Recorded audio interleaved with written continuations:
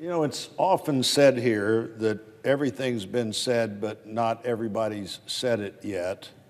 This is actually a case where everything won't be said today, can't be said. The remarkable legislative accomplishments that Rob's made are truly that. They are just remarkable. And when I was serving early in the House together, there's this big retirement bill. I thought for a while Senator Portman, then Congressman Cardin's the first name was Portman, all about the Portman-Cardin Act, the Portman-Cardin this and that. I had a little piece that we were able to put in it that was called the Simple Plan. Maybe that's because the only thing I understood was the simple plan, but it was a helpful plan, but we probably wouldn't have got it done if Rob hadn't been constantly making the legislative things happen that he makes happen. I said yesterday in my remarks, I've never served on a committee with Rob Portman, House or Senate, more than 20 years working together, but I probably spent more time with him in meetings as we tried to figure out how to move forward than I have almost anybody else. I'm on the House leadership meetings, the Senate leadership meetings. I knew so much about Rob. Not only did Abby and I really know and appreciate the friendship with he and Jane, and I knew their kids, there was a while I knew the name of both of their dogs. That shows you spend a lot of time with somebody if you know the name of both of their dogs, and I did that with Rob. He has done so well here. I was the whip in the House when Rob was the U.S. Trade Ambassador, and those trade bills are always hard to get done, no matter how easy it seems like they are. I remember the Central American trade deal. We took to the floor, and like is so many of the case, we just decided, okay, now's the time to go. I think we're going to get this done today.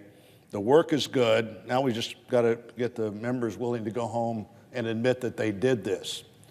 Trade agreements are good for the country, but often members don't want to talk about them when they got home, because you can always find somewhere somebody in your state that might think you could have done a better job negotiating part of this.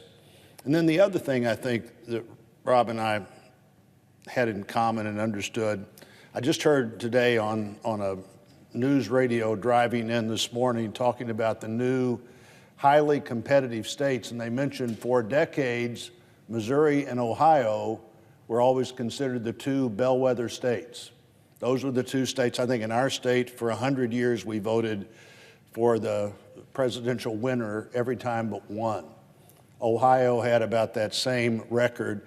We've also seen a political transition in our states where they've gone from highly competitive, where you're really out there in so many ways on your own running for office, to where just the parties have changed in ways that we may appreciate more than a lot of other people here would.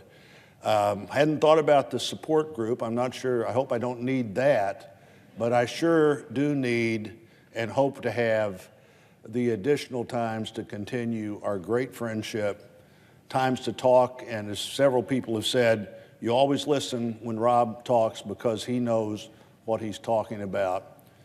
That's a relatively rare currency anywhere, and even in the United States Senate.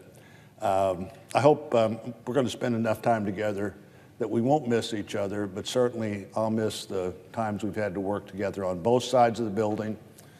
Sometimes when you were in the administration and I was here, but congratulations on what you've done for America and what you've done for your family and the future of the country.